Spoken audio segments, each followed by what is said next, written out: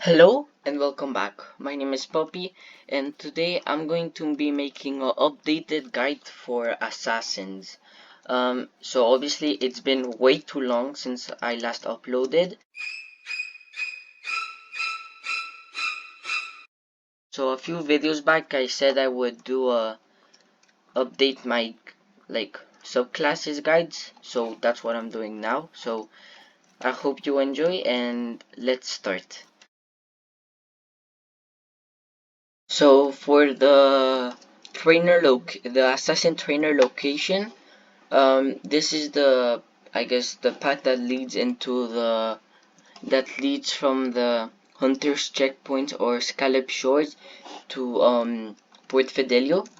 So what you want to do is just come down here and take one of the two cannons. There's another one over there, as you can see. So just take this one and launch yourself to this little town, I guess. Just keep following this path until you reach the guild hall. So the guild hall is where you can create your guilds. So yeah. So what you want to do is jump into this river, swim a little bit up. You'll see this tiny little door, and over here you'll find Nightingale,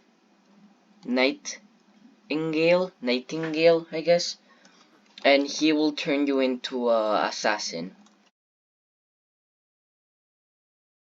So I guess I haven't played in a while, so I'm not sure if it was in the most recent update or it was a while ago. But now you can they added two more skill points to hunt to your class and to your subclass.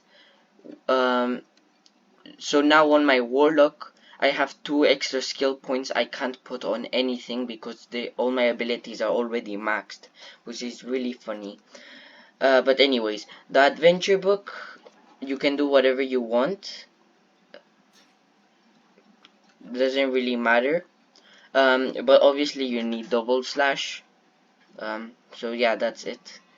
Uh, for hunter, you can use double jump and then put max execute and max shunpo, because execute in the beginning does a lot of damage. In the beginning, especially, it does a lot of damage, and now that it doesn't cancel your running, it's a lot better for PvP because you can just run at them without having to stop. And then Shunpo, because I used it a lot, especially when in PvE, uh, because it can slash through multiple enemies at once without taking damage. So yeah. And then obviously you still have the extra barrage, but that's not. But I still don't use it. My hotbar is already filled, so yeah. Just put the two extra skills on barrage because you can't use them on anything else. Then for the assassins, you can max out everything, so there's really nothing I need to say. Although I will explain the abilities.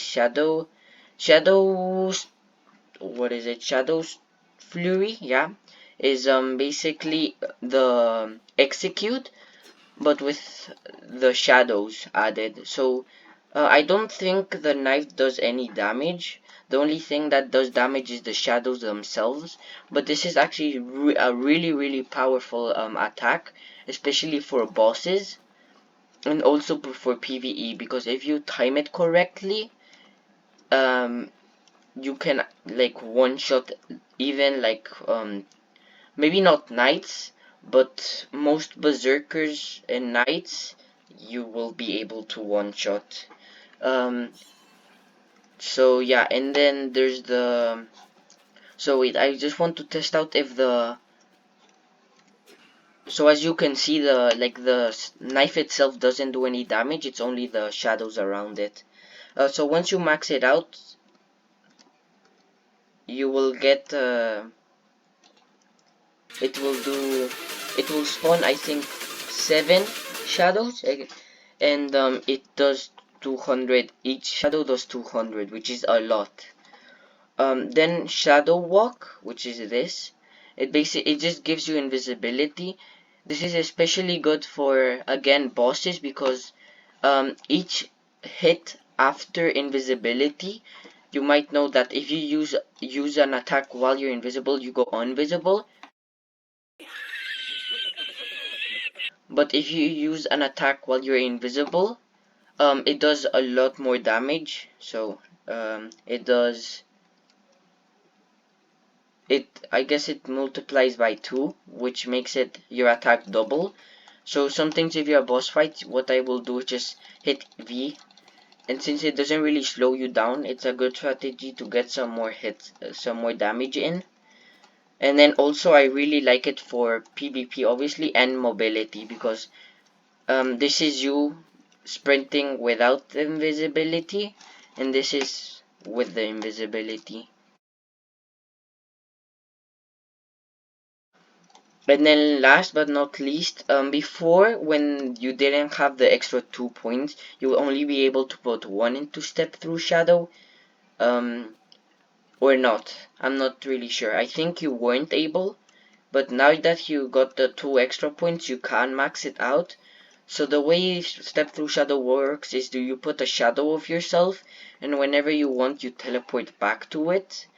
And so in the outdated update, I said that it was like how far you get away from your shadow, but that's actually incorrect. It's how much time the shadow, like how much time it's been since you placed your shadow down.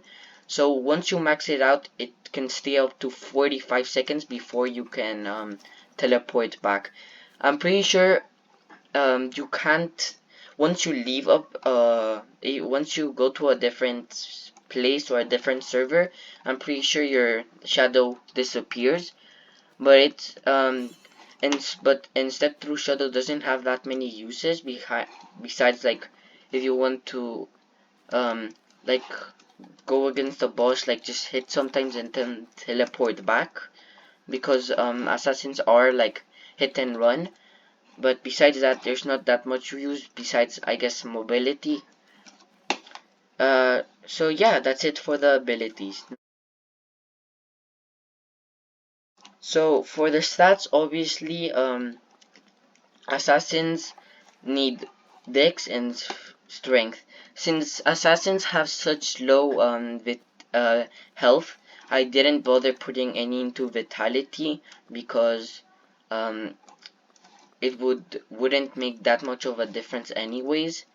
Plus, I rather make sure that I can hit a few times and then kill them, rather than having to tank. Because if I tank, even if I put a lot of vitality, it won't do much, because vitality doesn't add that much health. So I rather just be able to kill them faster than kill them slower but have more health. And then intelligence, because none of your attacks do magic damage, so there's no reason to. Just grab like potions, and done. So what you mostly do is get 70 um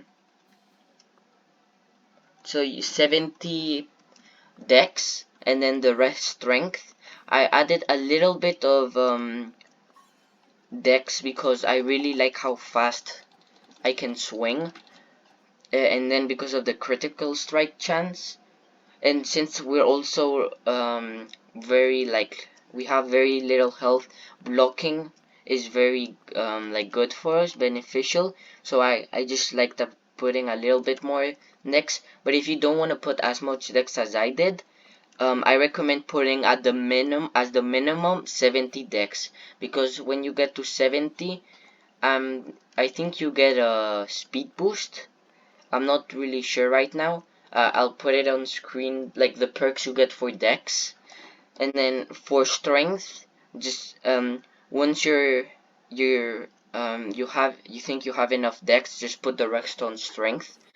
Now I would normally put more strength than dex, because they're hit as I said before like a billion times, assassins are hit and run, so you want to make sure you can do as much damage as possible, as quickly as possible. So yeah, that's it for the stats. Now for the armor, since they like nerfed hobo armor, I don't use it anymore. Honestly, I'm pretty mad at how much they nerfed hobo armor, because all those times I've been trying to grind for it now were for nothing. So and obviously now their Dark Scrolls came out, so I managed to use um 7 Dark Scrolls on my Sunsoulker. No, not 7. I used like 3, and then the rest were Epic Scrolls, and they all worked, which was really nice. So as I was saying, the Sunsoulker vest, which you can buy in the Gauntlet. This armor just has the biggest defense for hunters in general, so it's the best you can get. Um, then the bow. I use the Swift Sand Ravaged bow because of the critical strike chance. Uh, I if it didn't have the extra dex, the swiftness, I would probably just use a scrap bow. But the thing about the Sand Ravaged bow is that it has the extra critical chance, strike chance, so I really like it for that. So you can choose in between the scrap bow or the Sand Ravaged bow, or if you want the ballista, but for assassins I rather have a bow that does more damage than one that shoots further and has a bigger hitbox. And then for the headgear, get obviously the skinned ratty hat, because it just gives the most stats overall that you actually need. Because of the fact that the Moglo mask and the Mogloko mask takes away dex, it actually makes them a little bit worse. But if you can't get the skinned ratty hat because they're actually really rare, and you have a Moglo or Mogloko mask, please don't spend 3 hours trying to get the skinned ratty hat. I really underestimated the power of the Moglo and Mogloko mask. For the knife, I guess, the incisor, because it just does has the highest um, damage output. So it also I also really like the ability and the critical strike chance. So yeah. And then the Sandsoulker boots, you can choose between the Scarab tongue boots or the Sandsoulker boots.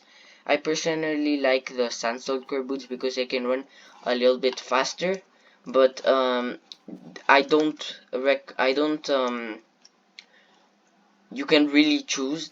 I actually recommend you use the Scarab tongue boots because there's only the 1% speed boost this thing gives you, because the Scarab tongue boots gives you 4 walk speed and plus 10, and the Sandsulker boots give you walk speed plus 4. uh one one like that one isn't gonna do much. Also, but because of the new stamina update, I guess the stamina this gives you is pretty okay.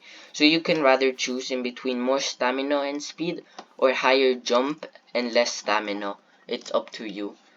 Um, so yeah, that's it for the armor. Uh, so thank you for watching. I hope this helped you, and I'll see you next time.